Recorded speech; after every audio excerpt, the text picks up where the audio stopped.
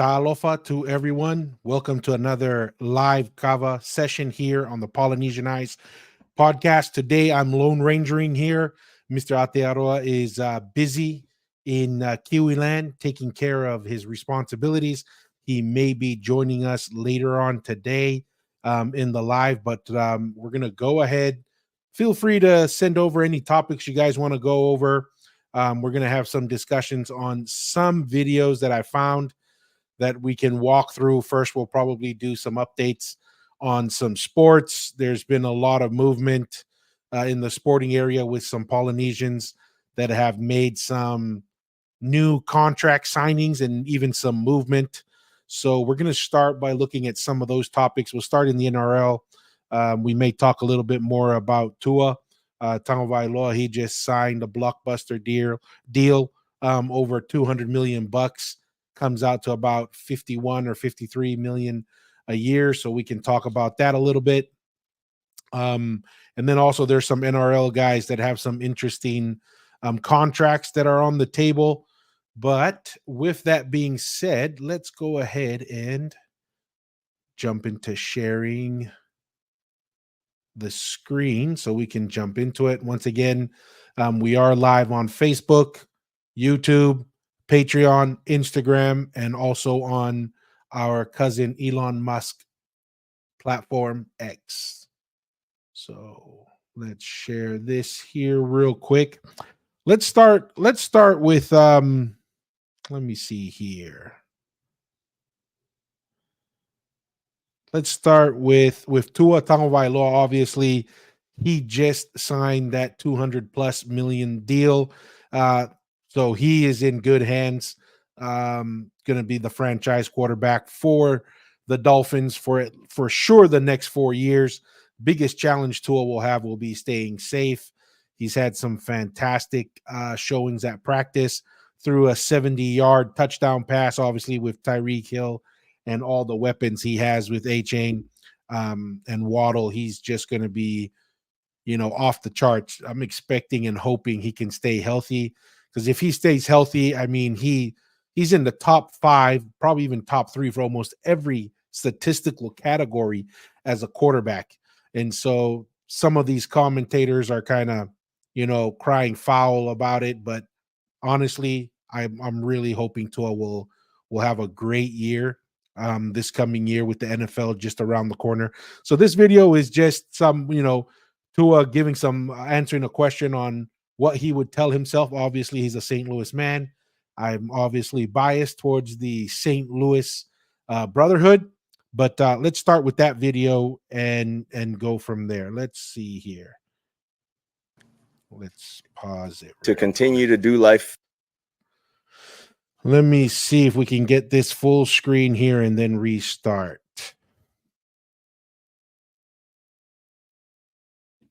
Yeah, we're having technical difficulties today. Little rusty. We haven't had one alive in a while, so maybe that's the rust. Nacho, malo, ipufon nugiai. Yep, 2 claps for Nacho. Malo. Good to see you, Nacho. So we'll go ahead and listen here. As I mentioned, Tua, he's going to give answering a question on what he would tell himself as a 14, 16-year-old young man now that he's just signed this monster deal and really is an elite quarterback in the NFL. I think I would tell that 16-year-old Tua to continue to do life the exact way you're doing life. The lessons that I learned from 16 till now, I wouldn't change any of that. I wouldn't deviate from any of the things that I've made mistakes with, and where I found success. So I would tell him, just continue to be, do what you're doing. You're going to find it. And when you find it, you found it. Very, very interesting comment there. I mean, basically, Tua hasn't had it easy, man. I mean, I remember when Tua signed or decided to go with Alabama, people were like, what is he doing? They already have Jalen Hurts there. This guy's ruining his career. by going over there, and lo and behold, it was that decision to go to Alabama, coming in at halftime for that national championship game, bringing Alabama back and winning is really what launched Tua on the national stage. Everyone was saying he should have gone to Oregon or a Pac 10 or Pac 12 school, get the starting job. He took a path that was, for all intents and purposes, did not look like the easy path. Then he has his injuries. I was really hoping he would, have a great second year at Alabama and hopefully win a second Heisman Trophy for St. Louis. But that hip injury, which to his credit came back from, that could have been career ending. He really worked hard, came back, first round draft pick, now franchise quarterback with a blockbuster deal with the Miami Dolphins. So really, congratulations to Tua. That's an exciting signing for Polynesians. That's a big deal at the most important position in football. And so really excited to see that and see what Tua has been able to accomplish over there. There's been a couple other interesting signings that have come up. We're going to watch one of those. Hopefully these videos, Australia, they're pretty finicky, with blocking videos. So we're going to do some Australian video here with some NRL players. But 100% Kingpin. It's a big deal. I mean, this is massive. Marcus Mariota obviously getting drafted in the first round as the first major Polynesian in the quarterback position. Now, with injuries and challenges, he hasn't been as successful. And I'll just plug in there another St. Louis man from my high school in Hawaii. And then with Tua, there is no ceiling now, right? Tua's just busted through, and he's now, the expectation is, and the idea that it can be achieved is across the board. So yeah, that is a big deal. Let me see here. We're going to look at another one, and this is Daniel Tupou. He is the wing for the Sydney Roosters. He was on one of those, Mate Ma'atonga original players coming over when Jason Taumalolo and Andrew Fifita came over and really started that movement with all the Polynesian players and probably even, PNG players, and really the Rugby League International game just skyrocketed with the Mate Ma'atonga starting that trend and moving over. And this video here is just kind of a discussion. Daniel Tupou's up there. He's getting a little bit older in a young man's game, but the Roosters, very strong team, strong performers, a lot of history, and they just extended his contract for another 2 years, which is really a testament to the belief that they have in Daniel Tupou and what he brings to the table as a leader and as an athlete. So we'll listen in here real quick on the update. I'm on Daniel Tupou real quick. Tupou doesn't attract the same headlines as other Roosters stars, but he's certainly one of the most valued players at the club. The winger has signed a new 2-year deal with the Tricolours, who want him to lead the next generation. After more than a decade in the spotlight, we still don't know much about one of the Roosters' legends, but his love for the club is clear. They sort of seen something with me at the time, and sort of didn't really see it myself. And then obviously coming here under Robbo and Brian Smith at the time, they really sort of molded me into the player that I am now, and I'm forever grateful. Tupou's shaping is one of the most unlikely leaders, which will be vital next year when the Roosters lose some experienced stars. He's just been a core part of our group for such a long time, but he's like the opposite to Jared, but the same in the spiritual sort of core of our group. He's quiet, but he's been a cornerstone of our team for such a long time. I like the Jared sort of likeness, and I didn't realise he had that big an impact at this club. Yeah, he's one of the most respected, like Jared, when they walk through the doors. There's an aura about Toops because of the consistency and the prep and the way that he goes about the game. There's an honour about Toops. Robinson says Tupou transcends the club. As far as Polynesian wingers go, I can't think of anyone better. I feel like he's done an amazing job, one of the original sort of Tongan players with Tomalolo and those guys to put Tonga on the map. Danny Weidler, 9 News. No, and that's what's really cool to see this signing right here.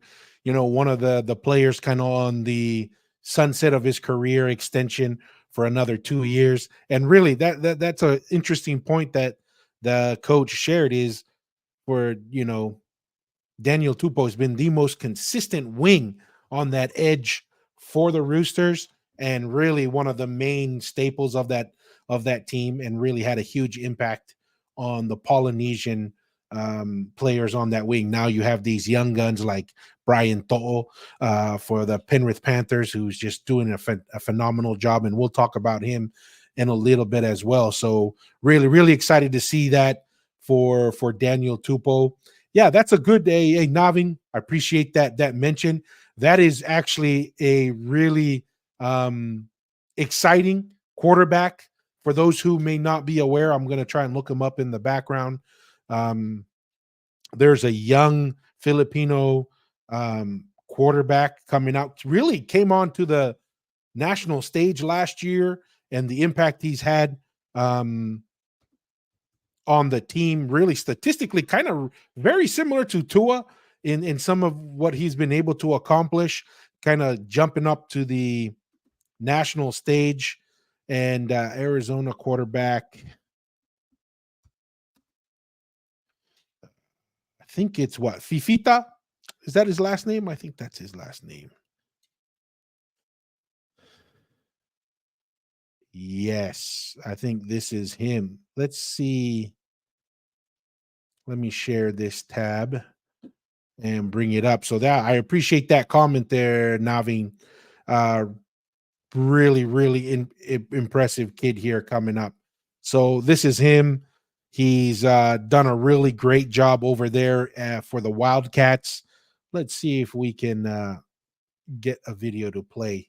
Looks like this is an interview. Welcome back to Las Vegas for Big 12 Media Days. Noah Fifita, quarterback of the Arizona Wildcats, joining me. Noah, you took over late in the season last year, and you guys really sparked a big season run. How do you think that can kind of help propel you guys this season? Yeah, it can do a lot for us. We're kind of trying to take that momentum and take that mentality into the next season, but we also understand that it's a new conference and a new opponent. So we know it's a new year, so we're kind of just trying to move on. Last year was last. Got a good arm. Look at that. The new Big 12, we're just going to take it. And on the money. Speaking of new, you guys have a new head coach. And in modern day college football, with the transfer portal, we see players leave all the time. But what does it say about this locker room that yourself and so many of your teammates decided to stay in Tucson and represent the Wildcats? It shows the love that we have, not just for the university, but for each other. It shows the loyalty we have to each other, and I think that goes a long way. You guys all are wearing these leis here today. What's the meaning behind that for you guys? It's just a love and respect thing. My auntie Shawnee T-Mac's mom gave it to us, so shout out to her. But I mean, that's the impact the Polynesian players have. Is not only bringing the talent and obviously that physicality, but it changes the culture. Like they're mentioning the leis, you know, and bringing that. It just really changes the dynamic of a team, and that's what's really kind of interesting as we watch more and more Polynesian players come into these skill positions and dominate in a variety of not only teams across the nation. I mean, Polynesians used to be kind of more like a Pac Pacific Northwest, West Coast, maybe Mountain West kind of secret weapon. That's where these teams in the Pac-12 and the Mountain West were drawing athletes that, you know, the middle of the country and the East and the South weren't really familiar with. And now you look down in the SEC, there are Polynesians all over that. And it's because of this talent that's coming up, like this Noah Fifita quarterback here for Arizona. Sign of respect, sign of family. Now you're going into your second year as a starter. Where do you think that you've improved the most, and what kind of player are we going to be seeing here in the fall? Good legs. Get a better understanding for this offense and for the game in general. So that's kind of the big part. A lot of me is with the coaches, and I think what you're going to see this year is a lot of special things from the team. It's not this year's not about me. It's about this team. It's about winning. No, 100%. And the good comment here. Ugo Jamie, Malo. Yeah. I mean, and it really shows here, right? He's kind of, like I said, a lot of similarities with Tua and Tua's accuracy and still having that mobility. So it's really paying off. And like, dude, last year he just blew up. Hey, Mauhau, appreciate the shout out. Malo. So once again, really exciting to see this talent being developed. You and your best wide receiver, McMillan, have been playing forever with each other. What kind of telepathy do you guys have? Do you even have to talk on the field, or do you know exactly where he's going to be? Hey, Navin, where in is he from? The West Coast somewhere, Navin? Where is he from? It seems like one of the wide receivers came with him. And yeah, no, that's what's crazy, Kingpin, man. Like, there are so many of these athletes that we're just not aware to a lot because they're in specific regions, especially when you go into other schools that you may not be following all the all the time. Oh, it looks like he's from California, Orange County, Malo. So California is where he comes from, and he's Filipino Tongan, I believe. So pretty cool to see that. Yeah, there's a lot of kind of chemistry there for sure. I like the word telepathy. I ain't never heard that word before. So there's a lot of trust. I trust that he's gonna be where he needs to be, and even more so, I know that every time a play needs to be made, you can trust him before. Look at that good What are some of the accuracy biggest while changes rolling that we're out. going to see Impressive. with He had a Coach great year Brennan's last year. input now as the head man in Tucson? I think we're just gonna have to wait and see. We got a lot of things to look forward to from fall camp into season. But like I said, this team's in a really good spot, and a lot of credit goes to Coach Brennan. But we have a long way to go. Speaking of a lot of new places you guys are going to be traveling to this year, what's the one that you're most excited to go play in front of a new crowd in a new city? Sure, the best stadium we're gonna play in this year is Arizona Stadium in Tucson. So we're looking forward to every home game we get. Well, I appreciate you taking the time to talk to me, Noah. Back to you guys in the studio.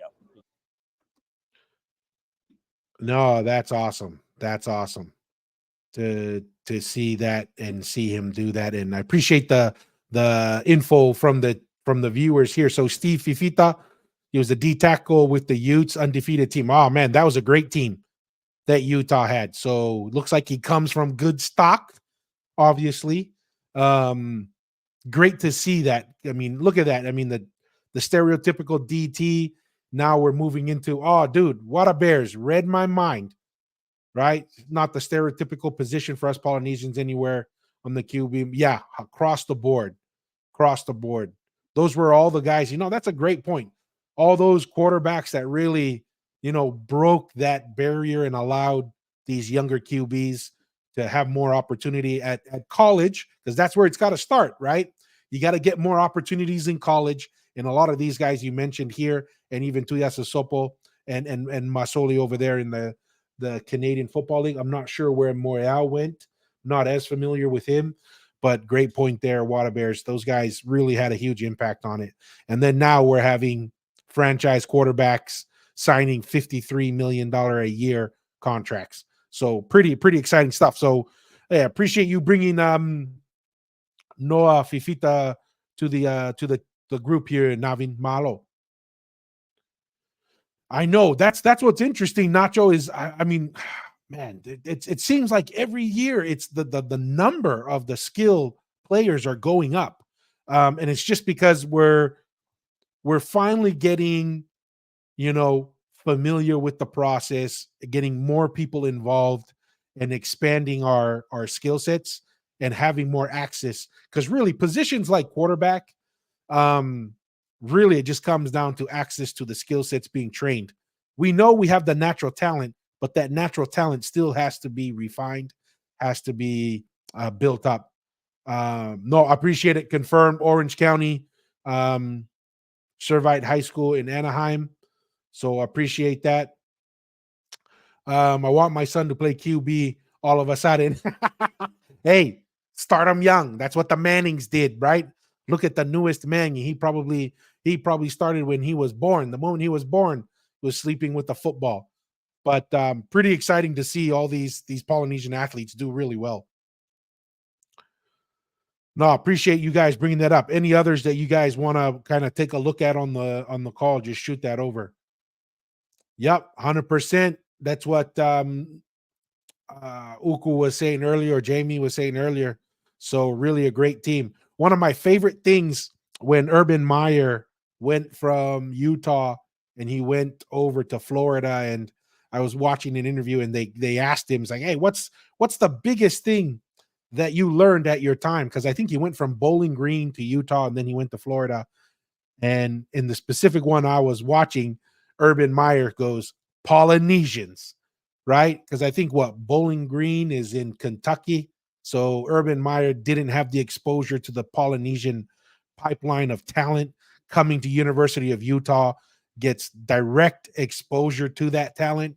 And, he goes to the SEC, and that's definitely something he tried to tap into. Hey, Togo, Malo, I appreciate it. Welcome to the digital Kava session. Appreciate all the support all the way from the land down under, Malo East.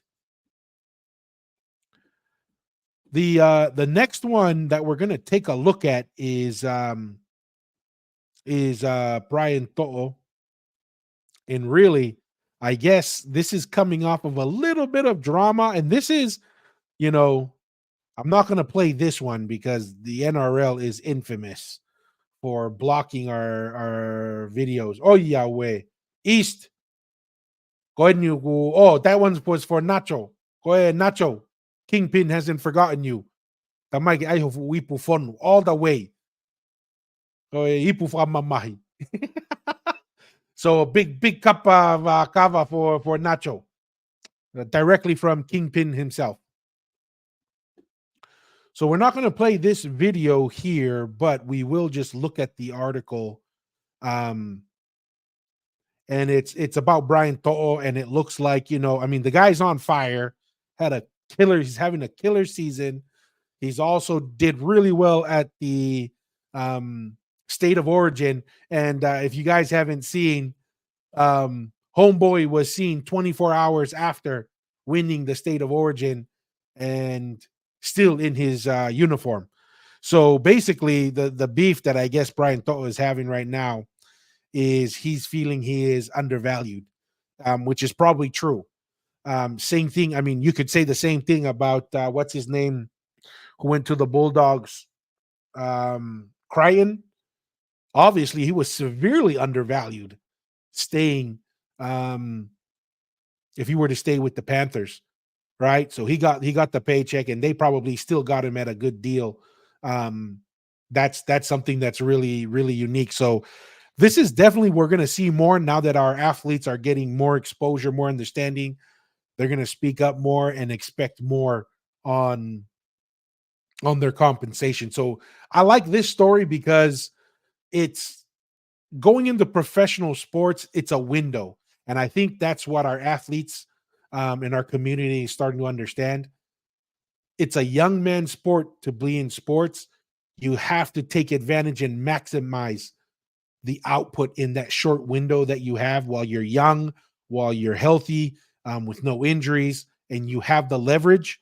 You got to leverage your talent as much as possible during that window that your value is high, because we all know the franchises, once your value diminishes, they're going to let you go and move on. So really, our athletes are really getting a lot more intelligent and really up to negotiating their contract. So it's really good to see Brian To'o bringing this up, having those conversations, because that puts pressure on the franchise, and it also lets the rest of the market know if Mr. Brian is not happy, if Bizza is not happy, he may be available to the highest bidder. Oh yeah, we're up the Blues. Always special when you beat Queensland at home, making history. Yeah, that was, that's a lot of history to go against. I don't know, have they ever? No, I think it was just one other time that they beat Queensland in foreign territory on a decider. So that was definitely a historic win. I'm not as dedicated to one team or the other. Same thing the way I approach college football. Besides BYU has a little bit of a special spot for me in my heart.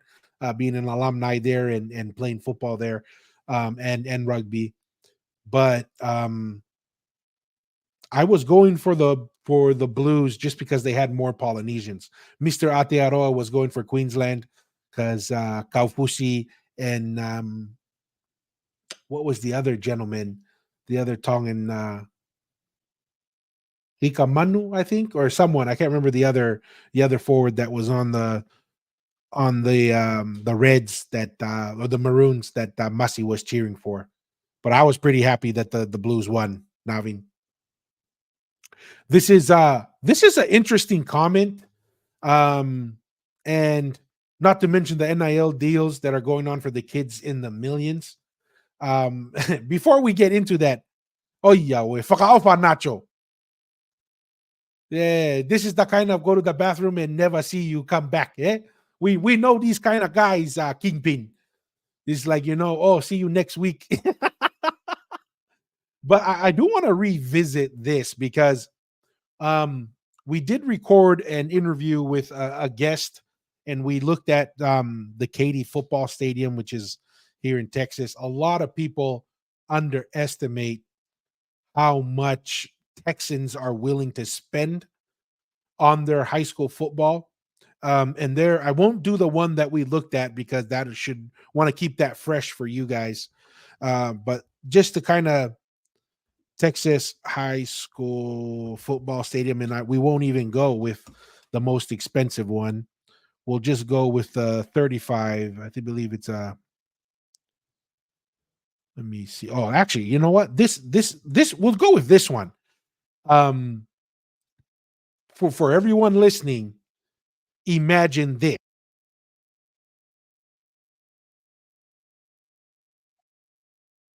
$200 million high school. Can you imagine that? Right?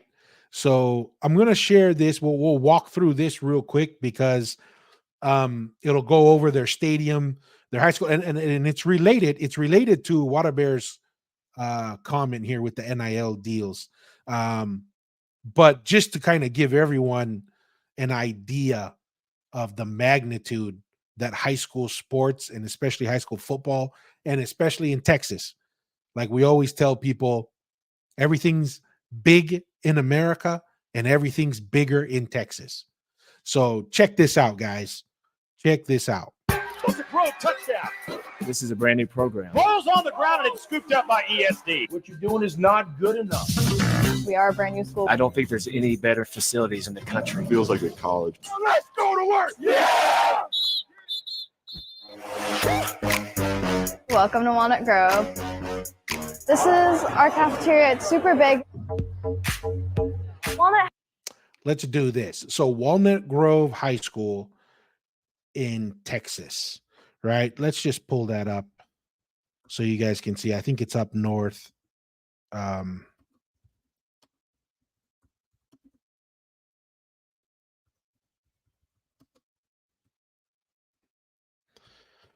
See if we can pull up a map so we can just kind of have everyone see where this is. So that's Walnut Grove. Let's see, where are we? Oh, north of Dallas, Louisville. Okay, yeah, north of Dallas. This is definitely some Richie Rich. I mean, you got the Allen Eagles here. You got some major high schools here with hundreds of millions of dollars spent on their high schools. So that's where it is. So there's Dallas, there's Fort Worth, and then there's right here, right there in Euless. We'll zoom in. Minnetonka, right? Used to live in this area. Really strong Polynesian community there, feeding Trinity High School. That is, probably, I don't know. I think they're throwing the ball a little bit more, but when I was there in the, 2012, 2013 were a heavy run. The only really dominant running team that would go deep into the playoffs for the state tournament for football would be out of Euless. But yeah, so that's where Walnut Grove High School is. But let's come back and take a look at this. I mean, look at their cafeteria here. It's basically a college campus. It has Pizza Hut, Sonic 2, Jimmy John's, the Iron Skillet. There is a lot of cool things, but I usually bring my lunch from home. Now we're in the library. As you see right here, these are our trophy cases, which are currently empty because we are a brand new school. We don't have much to display. This is actually our broadcast studio here. Live from the Grove, I'm Sharka Call. And I'm Tyler Medeiros. It's easy to get lost. This is engineering. Personally not in robotics, so I couldn't very thoroughly explain anything, but looks cool. One of my friends had to come and charge the solar car because they're going to be using the car for the parade tonight. I want them to get, let's get to the sports facilities. To get 52 miles an hour on the clock. They even have an e-gaming. But we also have esports. What game are you playing right now currently? I'm playing Valorant right now. Okay, and they did win at state last year.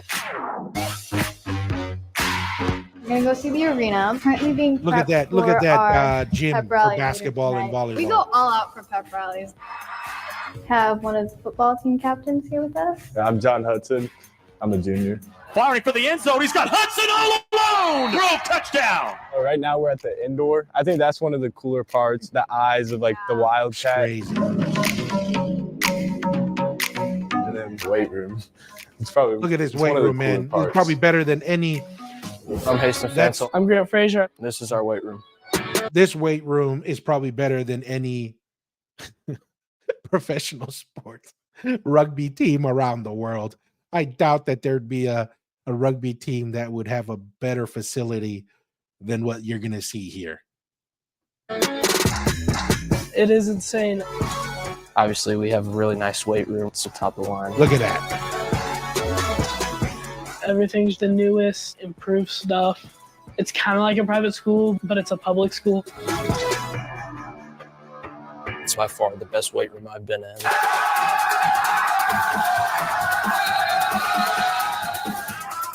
Our coaches bring a ton of energy into that weight room.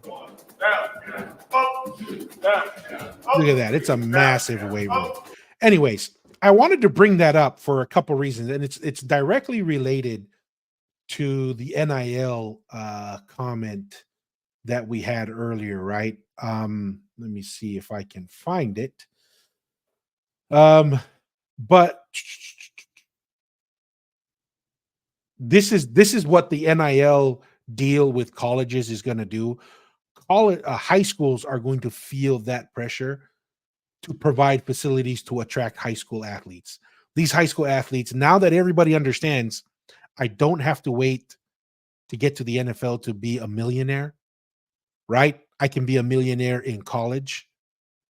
This is what's going to happen. You're going to see more of these hundreds of millions of dollar high schools that are going to start popping up to try and attract the talent, because people will relocate if they understand, dude, I can be a millionaire my first year in college through NIL, which is just crazy. And hey, Clyde Moore, Malo, welcome. And so, yeah, I mean, it's really crazy. Like you're saying, Kingpin, this gym is top notch. You're not going to find, I went and saw UH's gym when I was in high school, and dude, this is light years ahead. Maybe UH has updated their gym since I visited in high school. But this just takes it to another level.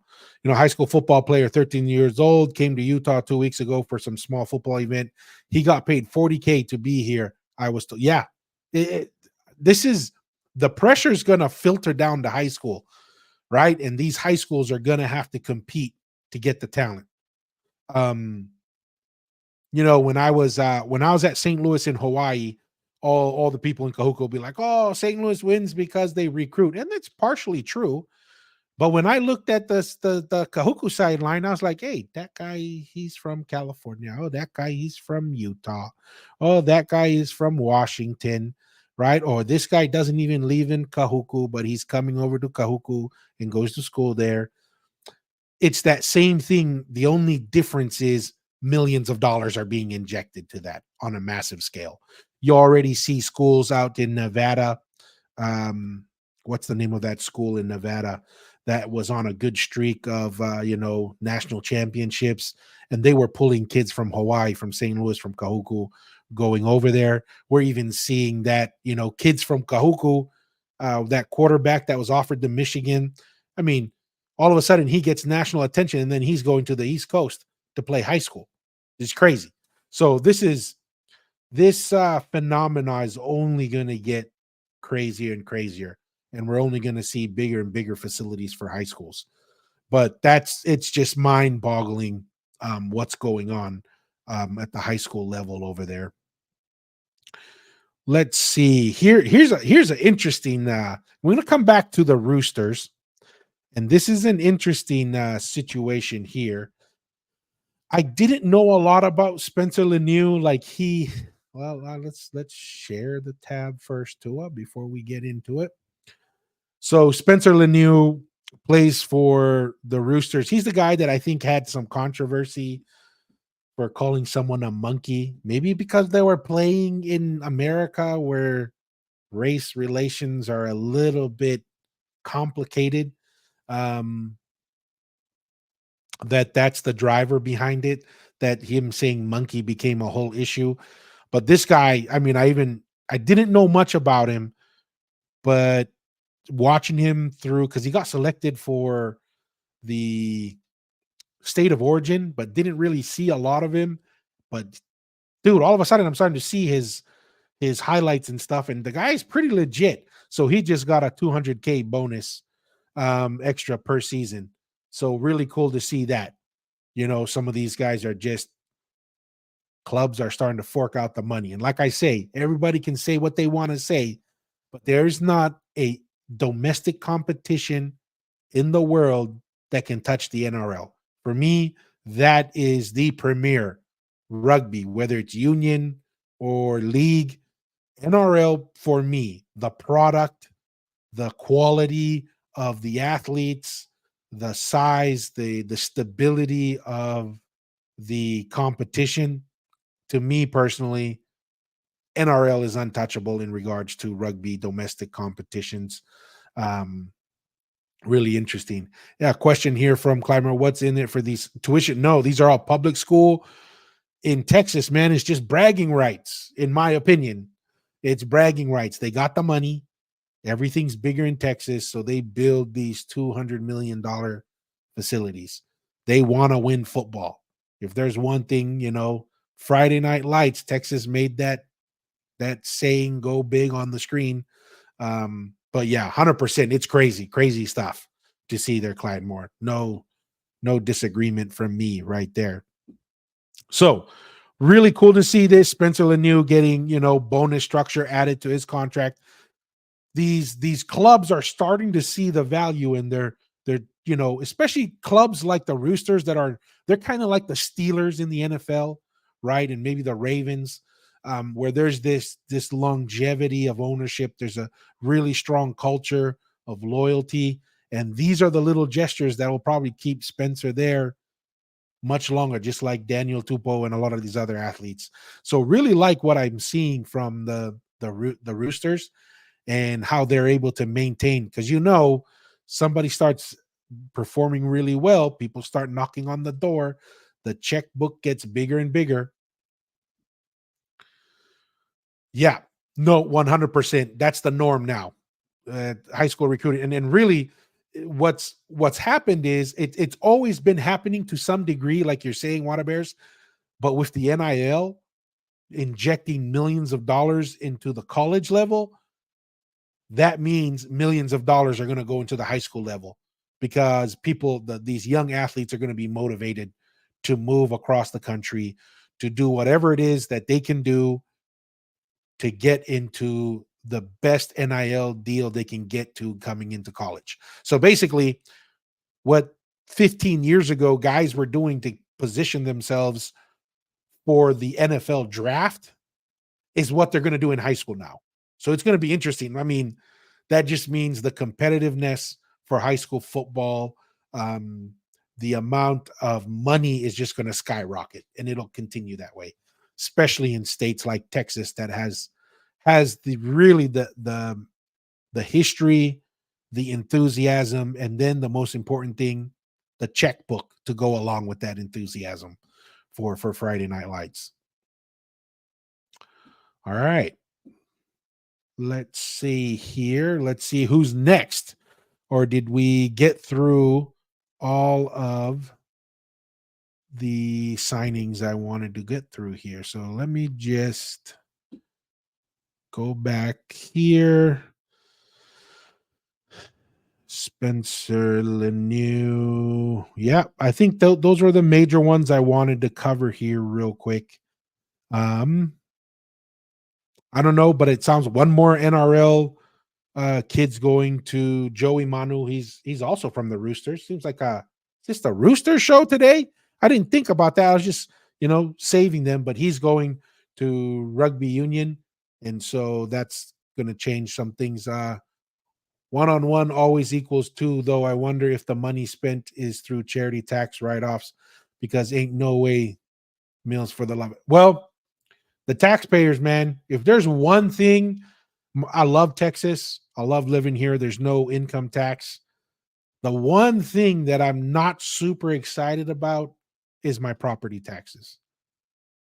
2 to 3 times more than what I'm typically used to. So, we're in one of our upcoming interviews, we're going to look at a 75 million. This is just a stadium, $75 million stadium, and it's all through public funding through taxpayers. So, yeah, it's the school districts, right? With the property taxes, that's what they're bringing in. As long as the taxpayers vote for it and approve it, they're going to go for it, right?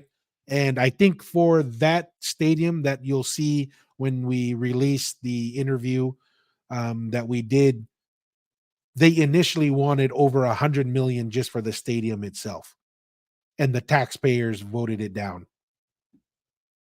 So, hey, yeah, yep. The tolls is how they replace it. Dude, I hope they do that, man. The only problem is government. I remember when they would say certain things like these toll lanes, they say, hey, the toll is only going to be for 10, 15 years, to pay it off and get the investment. 10, 15 years after the fact, they still paying tolls. So, yeah, good point. Hopefully that's the way it goes, David, because I'm not super excited about my tax bill every year.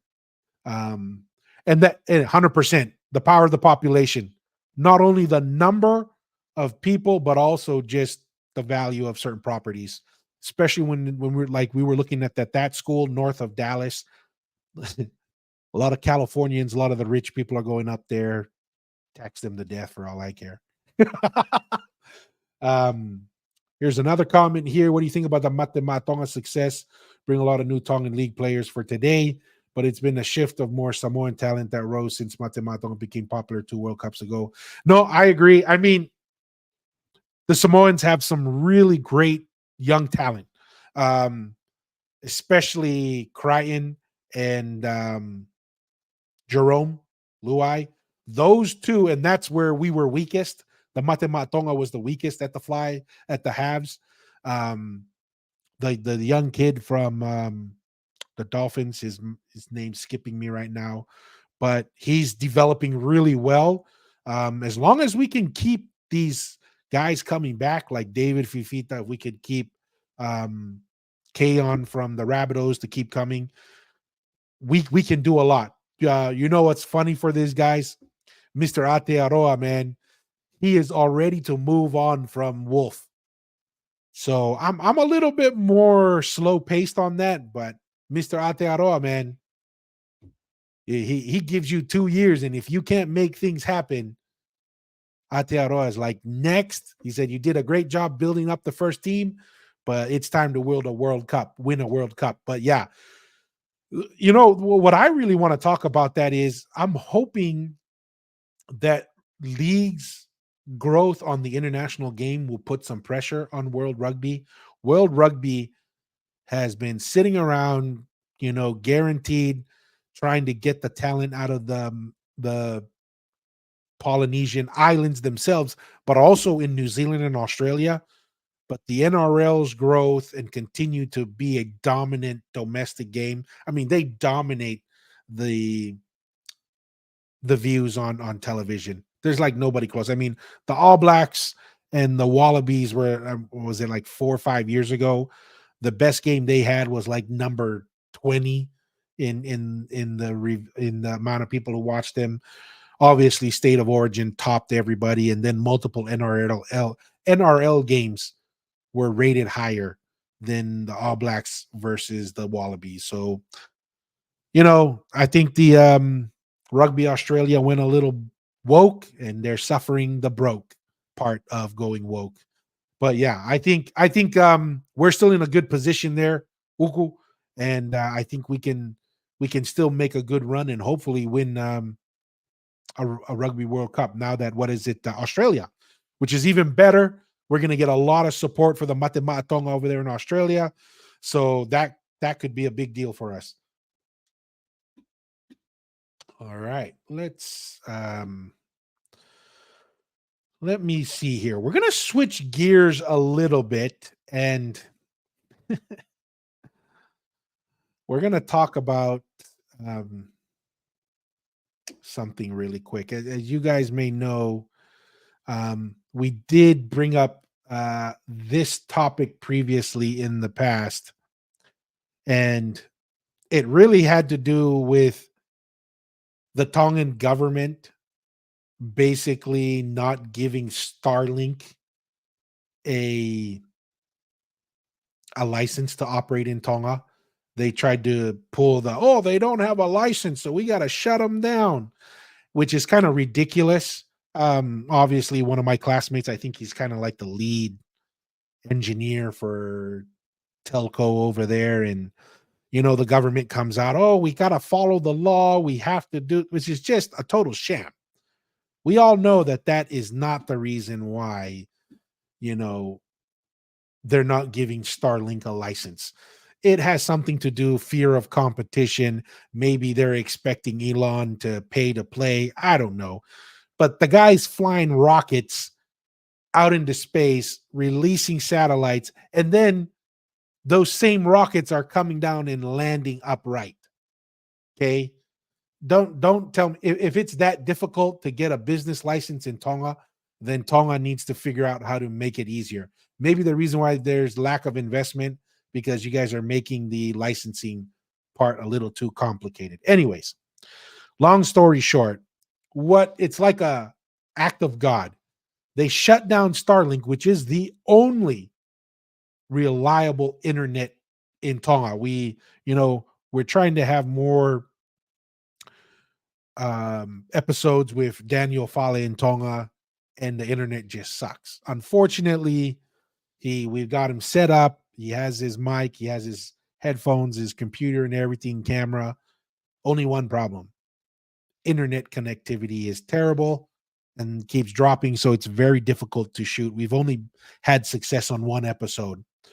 But what's hilarious is the Tongan government, because we gotta keep the law, shut down Starlink, and then an earthquake happens and the outer islands cable gets destroyed. And so they have no internet out there and no way to resolve it, right? Because what's Tonga going to do?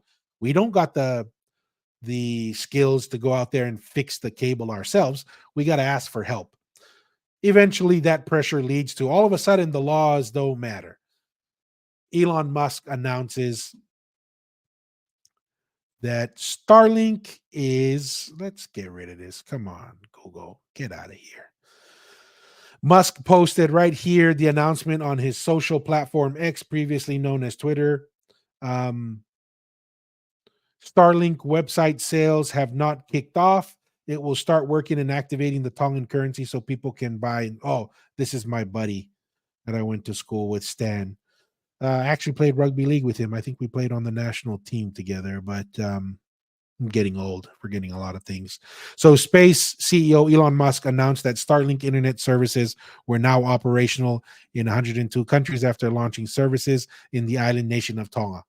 So now that nature slapped around our government, all of a sudden the law doesn't matter, right? Even my brother here was saying, "Oh, we got to keep the law. That's why we can't do this, this, and that." But now that they're put under the pressure, then they're saying, like you said, Starlink website sales have not kicked off. They're going to sell in the local currency. It's up to Starlink to get up and running as soon as possible. I don't think that'll be too difficult for our cousin Elon Musk. A third of Tonga's population has had no internet for over a month now, and officials are blaming an earthquake. Yes, an earthquake happened, but I wouldn't blame the earthquake. I would blame the fact that you tried to posture against the richest man in the world, arguably the greatest inventor and manufacturer in the world and of our time. That's the reason why. Don't blame the earthquake. Earthquake was going to happen. Earthquake happens. That doesn't affect Elon Musk's satellites. Hey, Kurt, welcome. Mahalo, welcome to the Kava session, Toko. Which brings out another interesting. Actually, I think we have a video of this, and it really has to do with what's the strategy that developing nations should have in the integration of technology. Because right now Tonga is waiting to fix that cable. Who knows how long that's going to take? But really, it comes down to the deep sea cable is technology of the past. I'm kind of leaning towards the government should look at it as a backup emergency, and the primary should be Starlink, and really get ahead of that. That's the future. So trying to invest more into the infrastructure of the past doesn't give Tonga the competitive edge for the future, and that's what the Tongan government should be looking at, is making Starlink the primary source of internet services. That's where the majority of the airlines are going to start heading. That's where the majority of the developed world's going to go. If Tonga's smart, get ahead of the game, stop pouring money into technologies of the past, give cousin Elon Musk a Tongan passport and say, you want to do anything in Tonga? Let us know. But really, let me see if I can find the video I was referencing, and then we'll take a look at a video of prisons in El Salvador. So not here. So maybe it was on my right here. We'll pause it. It was on. It was on the YouTube channel or YouTube list. So this is a question that Elon gets asked about climate change, and I think he also discussed on the concept that I was mentioning earlier about skipping, right? Don't get stuck in the technology of the past. For example, Tonga's not going to go back and really invest into checking or checks, right? They've moved on. You're not going to build out landlines. You're going to go to mobile services. This is the same thing with the internet.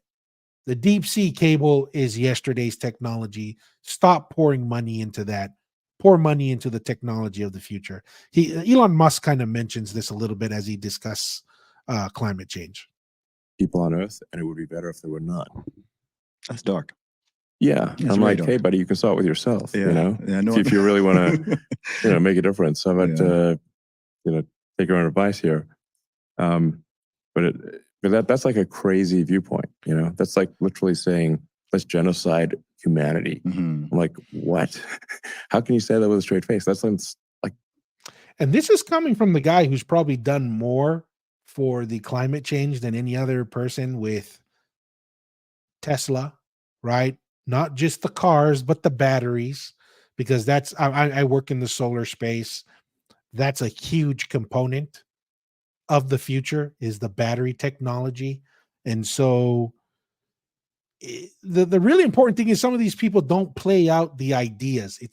You have to think your ideas through and see how they play out, right? Like this idea of, human beings are the cancer. Well, play that out in your mind a little bit. What do we do with cancerous cells? We destroy them.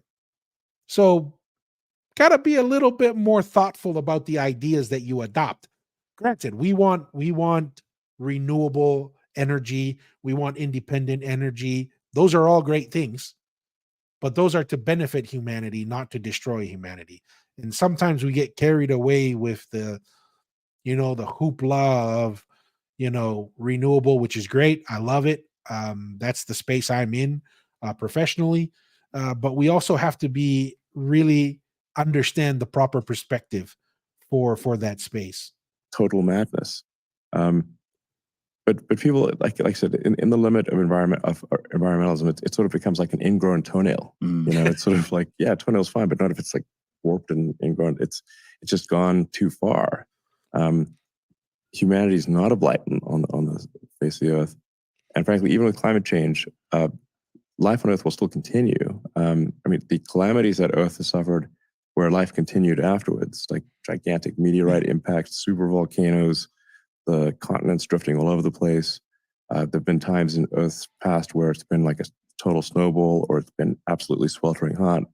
And life, we had many extinction events, but there were, but life continued. We don't see the dinosaurs now, but they've had a good run for They had a good run. over 100+ million years.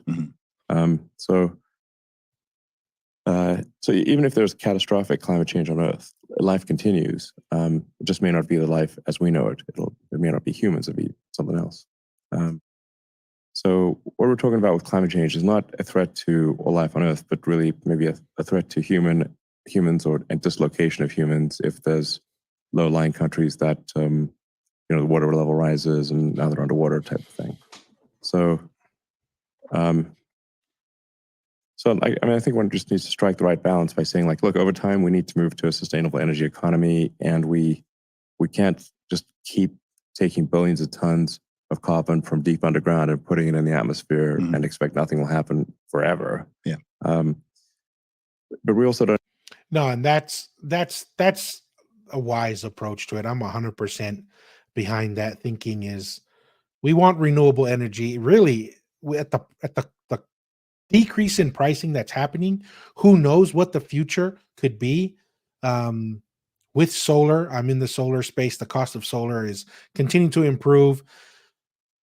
Solar is not the one-stop solution for everything, right? Because not all places are as productive for solar as are across the board. Some places are better than others, but solar is one of the solutions to a multi-layered approach to build renewable and sustainable and efficient energy that allows human activity to flourish. Don't need to be alarmist about it and super negative and massively disrupt people's lifestyles. I think people can continue to live a normal life. Yes. And they shouldn't be guilty about being human or sort of frankly having a steak. It's fine. Yeah, it all, something that strikes me with that agenda as well, and people who push it, is it also. Yeah. So that's he mentions later on that, actually this is, I think they're going to go into it right now. They're going to talk about investing in the future technology rather than throwing money into the old technology. And sometimes you skip, right? You skip technology phases. So seems like Western countries climbing the ladder and then pulling the ladder up after them, right? So when you have large developing nations somewhere like India, lots of parts of Africa and so on, and it's like, okay, the Western nations have gone through this whole process to even get to a stage where you can afford to care about such things. You've got other nations that are developing and they're trying to get up to the level of prosperity that, say, the USA has right now. And you want them to care about the environment, but it's like people are still poor. People are not going to care about the environment until they've got their basic needs met. So there's No, 100%. I agree with that. You can come to talk to someone about heaven, teach them about Jesus, but if they're literally starving right in front of you, you're not going to get much success.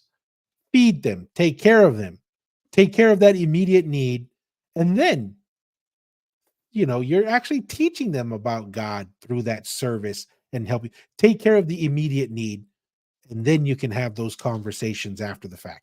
I kind of agree with that position that's being shared there. Comment here real quick. How about Nikola Tesla, free energy to come back? I'm definitely one of those that don't believe nothing is for free, but you can get renewable, right? There's going to be an initial investment, but that's what I'm saying. We don't know where the future is going to lead, and there may be some interesting opportunities for some new energy sources or the further refinement of the energy sources that we have now to really drive down the cost of energy.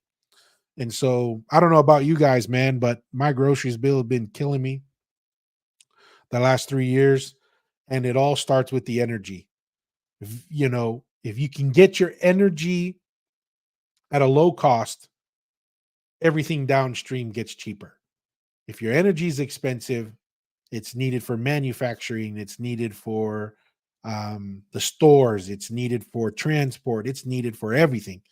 And so, if you can solve the energy challenge, you have significant benefits downstream if you can solve that. We'll go ahead and just finish this video. It's got a couple minutes. Part of it where it's this it's this sort of belief system that I think is very, what's the right term? It's almost like to use a Rob Henderson term, it's like a luxury belief, right? It's like, okay, it's all good for you to view things that way, but if you think about the average person in many parts of the developing world, they can't afford to be thinking this way. They still need to get up to at least the basic level that our countries are in. Yeah, I mean, I agree with that. I agree with what you just said, but I also think that the cost of sustainable energy has been dropping tremendously, and you're seeing a lot more wind and solar, and pair that with the battery, and you've got continuous power from wind and solar. That's actually very competitive. So cost competitive, and it continues to get more competitive over time. So that's definitely something interesting there. Actually, one of the nice things about, say, solar battery is you don't need to run high power lines all over the place. You have some localized solar battery situation on your house or factory building, or you can kind of decentralize the power generation. And to me, that's one of the most intriguing parts about solar is that independence, right? If you have solar panels and you have batteries, then if the grid goes down, you're independent and you can continue to function and live the lifestyle that you have in that, microgrid that you've developed for yourself. That to me is really a very intriguing part of the solar and the renewable part is with the batteries is the amount of independence it can give you. I think that's actually better for people to have decentralized power generation, and also decentralized communications. Like a lot of places, they skipped all the sort of phone landline stuff and went to cell phones. Yes. In fact, a lot of places in the world have way better cell connectivity than Silicon Valley, which is bizarre. Yeah. No, 100%. So really interesting there. Glad to see Tonga is going to figure that out. We definitely need internet connectivity there. I mean, Starlink's going to be huge for all of the Pacific, really all the world in an isolated place. It's really going to revolutionize those countries and the experience of those people in their lives. So let me see here. This one I'm hoping to get some thoughts from the viewers on this video. Actually, I'm going to look. This one is not the full video that I wanted, but basically, I don't know if you guys are aware. There's a little bit of I think this is it. Yeah, there's a little bit of. Let me see.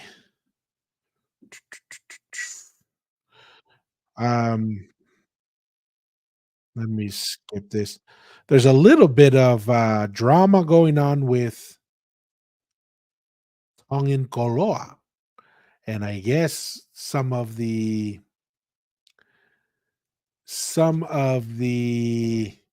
what do we call it? Fake Tongan Koloa? The counterfeit. That's the word I'm looking for. Counterfeit Tongan Koloa. Wanted to play this. Wanted to see what the viewers' thoughts are. Is this a real problem?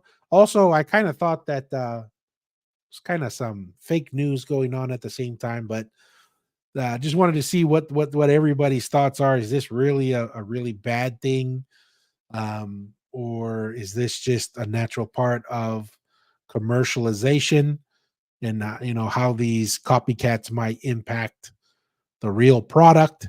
But interested to see what everybody thinks about this. Stop it every once in a while. If you have a comment or a thought, put it in the chat and we'll bring it up.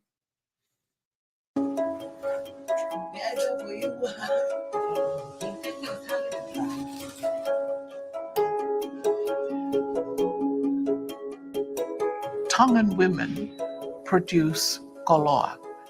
We weave, we make tapa.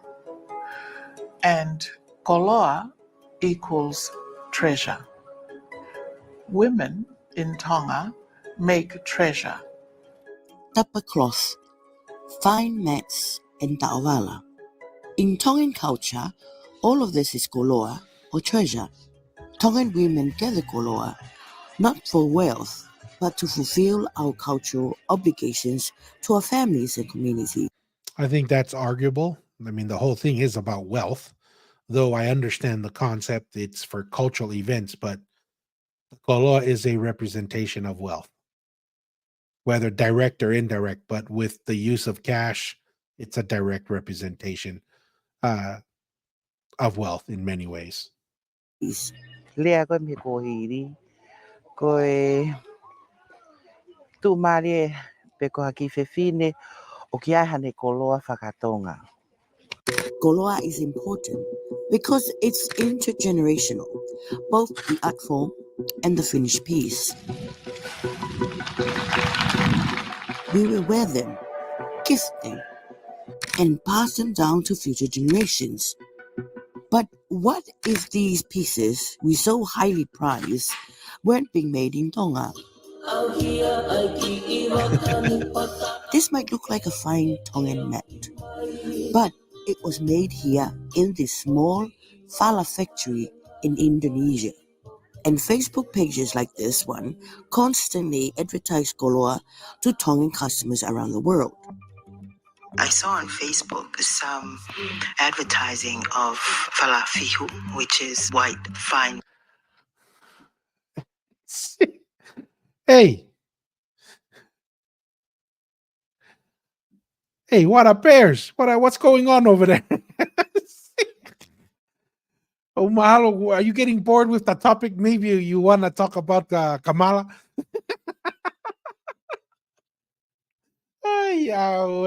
Someone give Wara Bears a big ipu fonu to Wara Bear. Marie. Hey, Lango, welcome. Mahalo, thank you for stopping by. Hey, I love the. Is that a game? Are you a gamer, Lango? Lango the Great? Appreciate it, man. So yeah, we'll see. I mean, there's some people talking about it. They're going to get into what they're trying to represent as I guess, a problem. I don't know. I mean, if people are stealing your money, that's one thing, but there's a reason why these Indonesian options are popping up, because go and try and find a really nice fala or ta'avala and tell me how much it costs, because it ain't cheap, right? And I don't really have a problem with it. Let the market work itself out on what the price is. But there's a reason why. There's economic pressure that's leading to these quote unquote counterfeits. We see it with the Louis Vuittons, the Gucci. This is not something that's like a phenomenon that we don't see in other places. When there are things of great value, you're going to find things like that. Oh yeah, Olympic update. Tonga has won.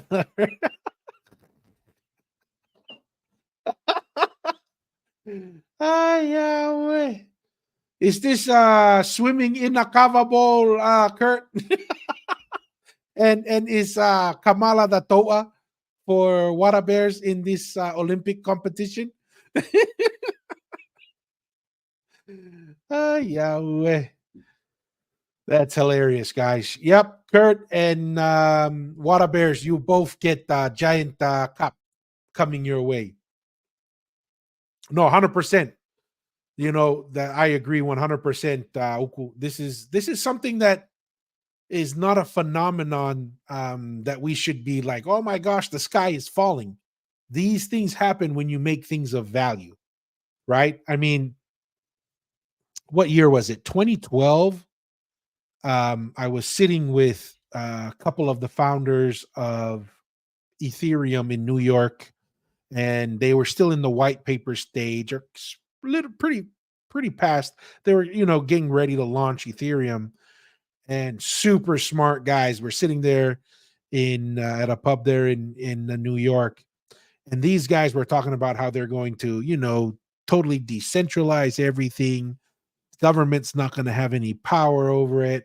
And I was just looking at these guys. I was like, for how smart you guys are, you have no idea what's going to happen. And I try to express to them that they shouldn't be shunning being regulated, and that they should see being regulated as a positive thing.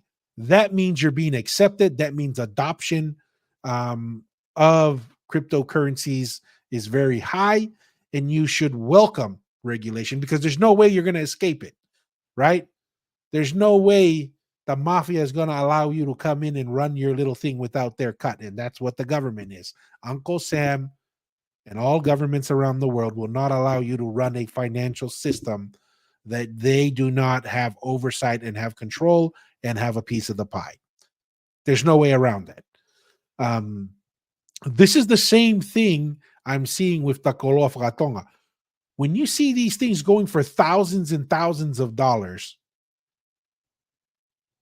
it's understandable that you would get counterfeits, because everybody is not going to be excited to spend thousands and thousands of dollars to get those things, especially if the quality is there, especially if it looks similar to it, and even more if you can't tell the difference. So I just kind of think it's funny. I don't know if they're trying to play the feel sorry for me, it's my cultural thing. I understand that, but that doesn't make it like more of a problem. It's just, if people are scamming you, they're scamming you. That's not a good thing, but nothing wrong with copycats. The only problem I see if that is if they're selling it to you as if a Tongan made it, or if they're saying the quality is of a certain standard, but it's not. Those are the issues, but it's a financial transaction. So we'll see. Oh yeah, holomui, Kurt. Don't get the gold medal, Kurt. Drink it all. Yep, that's the one from Indonesia they were mentioning earlier, Water Bears. Holomui mokoe, Water Bears. You and Kamala share a cup together. Woven mat, and the thing is, it actually had Tongan motifs and also symbols that are uniquely Tongan. So I wrote them and said, how do we pay it? And the price was like a third or a quarter of what you normally pay for. That's the first red light, right? When someone says it's Louis Vuitton, but it's like a third of the price of Louis Vuitton, red flag, right? And I mean, when I say red flag, it's not that it's a red flag you're not going to buy it. I think it's a red flag. Be aware that if you buy it, that's what you may be buying. And if that's what you're okay with, that's what you're okay with. Oh, yeah, wait. I think they're doing that with Kumetes. 100%. 100%. It sent, that money, and then after that they blocked me, and it was really really disappointing. I just want. Yeah, and that's where the problem is, right? Fraud. That's not going to fly across the board. So not surprised. that sometimes happens. It happens all over, whether it's Tongan, Fijian, Samoan. There's fraud all over the place, America. So that's not something that's unique to our Polynesian people. Want to try it out, because these mats, they look familiar with the Tongan mats. They stole the picture from the Facebook. They see the pattern. They see that you can put pulasi on the sides. But Indonesians, they pull up the picture from Facebook and they see that fella and they will make it exactly the same fella. Many women in Tonga take up la'alanga or weaving to financially support the families. Ako ni mame bu fai ko mo ho ko yao ko maal pe ke ako ko lisi ko ma foki me pe ko stu ko ngai tao wala ko ma ha pe wala la ma ilo fo ko ma totongi ako e au ko ni ka pa tu fa ta we fa fini mangea. Look at that. Almost $5,000. That's the one thing that to me is kind of cool, right? I think it's cool because a lot of people don't realize it. When you see someone decked out in a really nice ta'avala, man, people don't realize, all these people wearing their chains and stuff. It's like, their fancy stuff. But I was like, that ta'avala is hanging with it, right? The value of it. So, yeah, you said there's basically $5,000 right there for a ta'avala. Of course. That's the pressure that's leading to these counterfeits happening. Kola wala lang ta wala ta ai na hina ta fa mi ma pe mi ai fa fe ke ni ma. But for an Indonesian-made fala? Right now in the market, they sell it for $400 US for 20 feet. $400 US. That's 900 paanga. Ta ko winga e a fela ya ka kai ki me a Indonesia. Ta ilo mo ta no fota fonuan ko ta masiva fa paanga. Ta pa pe ke ta wa feta to o fa ta mi ai ko nga ko ni mama.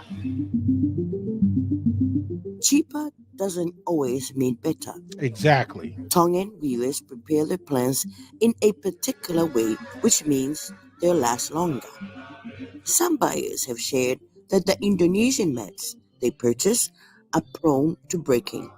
Tongan weavers speculate that people may have come from Indonesia to learn how to weave Tongan mats, or that they were taught by a Tongan. Either way, and that's, no different than Louis Vuitton, right? The Louis Vuitton purse is not always going to have the same quality. Sometimes you can find some of even better quality than just the brand, but that's the thing. To me, there's a couple ways to look at this. There's the quality factor, right? Everybody's going to know when you have a real one or not. I wear the Chinese mats, the church, all the time. I bought them in Tonga. I bought them because they were cheap, Got 7 kids. I ain't going to spend $5,000 on a ta'avala. So if I had the money, I would, right? If I had the money, I would definitely drop it, but I don't. Maybe one day in the future. So there's a couple ways to look at it. The value of the handmade through the Tongan process maintains its value. Then you're going to have the same, counterfeits, but everybody will know it's a counterfeit. To me, it really just depends. Maybe there's some type of ways to just minimize the fraud, but I personally don't see a huge issue with it unless you're flooding the market in Tonga and the quality was the same and people are just willing to do the same. Then maybe you tax it. Maybe there's some things you can do there, but I don't see a huge issue, especially where there's a difference in the quality.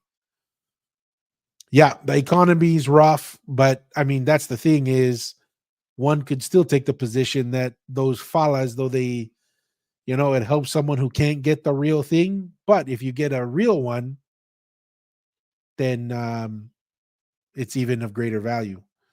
No, understood counterfeit better than the fala shiaina. Yes, it is. And really the big difference, like it's actually hand woven. It looks like those Indonesian ones. The difference is just the quality of the pandana sleeves. right? It looks like they're having the breakage. It's not like the ones in Tonga. I don't know if it's just the quality of the leaves or more the process that they're prepped, or maybe it's a combo of both, right? So appreciate the comments, guys. What do you guys think? Do you guys think like this is am I like underplaying it? I mean, for me personally, I will still pay. I still think the Tongan made is worth the money that it's made, but until I can afford it, I still go with the Chinese or the Indonesian. But I know what I'm getting. I'm not going to get the same thing. It's ridiculous to think that we are the only culture that has mats. This is a non-issue. The market speak. I agree. I mean, if you make a really good, and there's some beautiful ones that are, even the ones made in Tonga are not the same value, right? There are some people who can make some ta'avalas that are just absolutely fabulous. And then there's other ones, they're trying to sell it, at a higher price, but it's not the same quality. You make the same determination, right? With the Indonesian and the not so good Tongan, and then there's some legit really nice ones. I don't think it's going to lose their value overall. It's been damaging for the small business. Pe pauton pe hanga tau purianga to fa halau. Ela wa pe o tau te aki nau tolo a fonua o na hanga o to kopi e tau me to fa halo a tau tolo. Te mo to e whakai ai pe ka tau tolo ka pau ke tau to la ai to ke whaka o fangi. Exactly. Ko ke lava ko ke tau to e hoko atu ko o te tau whakatau me ko la fo na nga o to waki haki. I won't use. And I think, you can't just rely. I think if you're actually flooding the market with it, the counterfeits for everything is being flooded, but the value of the real thing hasn't changed for the luxury products, because basically that's a luxury product for Tonga. The counterfeits, I guess there's certain laws for it. Maybe there's a balance there. I don't know. I think there's something to keep an eye on, but I don't think we're quite at the sky is falling yet. The Tongans raise their price, hold your ground, and 100%. I think that's the difference right there.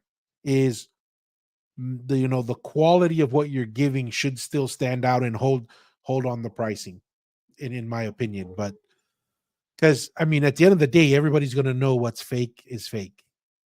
Right. And, after it kind of gets into the market, it was like, oh, yeah, they gave us a nice fala, but it's the fake one. And then when they get a real one, they're like, oh, dang, they gave us something of great value. So that's kind of my thoughts there. I kind of agree with your position there, Clyde Moore. Use the Indonesian mat for any of my application or any of my occasions. There we go. I won't do it for a koloa for my fahu, or I won't do it for a koloa to take it to the nobles and stuff like that. I'll never use it. The only thing that I'm going to use it just for the fali. There we go. Use it for the appropriate purpose for it. Right? Use it. It's not the right quality for like these main events like this, but for day-to-day use, yeah.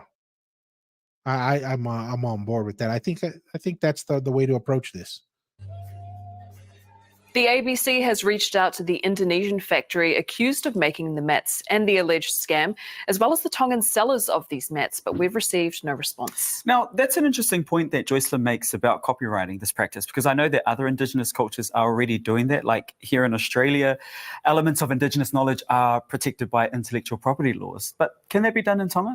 Well, Marian Kupu has spoken to Tonga's Ministry of Trade and Economic Development about the story, and they say that the practice of lalanga or weaving can't be protected because weaving is not only unique to Tonga. 100%. What can be protected are the kupesi, the Tongan designs, the traditional designs displayed on those mats.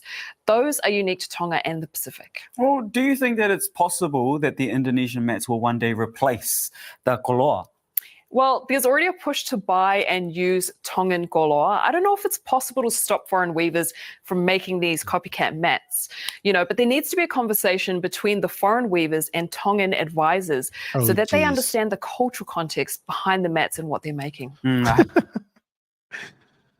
Oh, yeah. I think New Zealand is swimming in a little too much wokeness. Don't need to have a conversation. If you're going to pass a law, pass the law. Don't buy them, ban them, but don't try and do this. We need to educate them. They need money too. They're doing it probably to feed their families too. So yeah, I mean, we'll see. Guys, with that being said, looks like the wife has texted. It's time to go to the gym. We'll end with that. I appreciate everybody's time. I know we haven't had a digital Kava session in a while. There's a couple things I want to kind of go over before we close the program. Really appreciate a lot of the information that a lot of the viewers have sent over on some of our topics.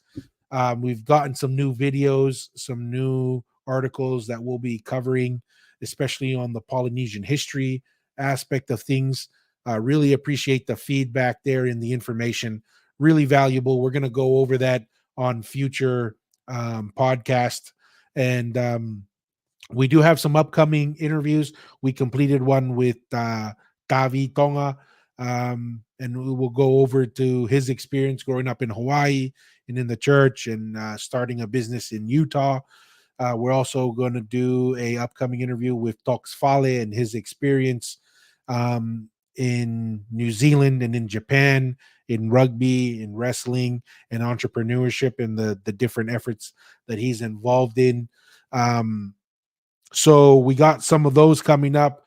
We do have, we really are overdue for the William Mariner series reaction. So we will definitely get that updated, and we'll continue. Really appreciate the support.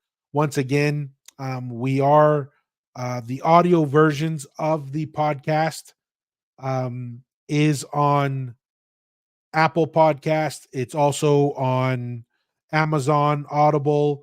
You can also find it on iHeartRadio. So if you're traveling and you just want to get the audio versions, we're slowly going to catch up the audio platform to the YouTube playlists for the podcast. So we'll get that up to date. And then every time we publish on the podcast on YouTube, we will update them on the audio platforms as well. So really, really looking forward to that. I appreciate everyone's time. We'll get through the last couple comments before we sign out. I heard that some Tongan ladies would buy Indonesian fala and gift as if it were authentically made to a Tongan house. Yeah. Hey, Water Bears, are you sure you're not one of those? You're one of those who buys the counterfeit and tries to sell it as the real thing? I wouldn't be surprised if that happens too, right? Some people buying it at a discount. And then trying to sell it as authentic, that has issues with it as well, though it's really hard to really be, what's the word? Hide the quality of a ta'avala or a mat. Usually by your first interactions with it, you'll know right away, just like I know a Chinese made ta'avala almost immediately, right? I know it's not the real thing, but it's a substitute I used for church. Hey, appreciate it, Clyde Moore. Yes, and all the regulars, always fun, always a pleasure. Kingpin, Malo, appreciate it. And if you didn't finish your Kava Bowl, as the guys have said, Kingpin, Water Bears, and Kurt, go for the Olympic gold. Drink that whole kumete in one go. So with that being said, really appreciate everyone's time. Enjoy this. As a sideshow, we'll try and get as much content as we can for the love of the game. And as always, be bold, stay curious, and ask the tough questions. Peace.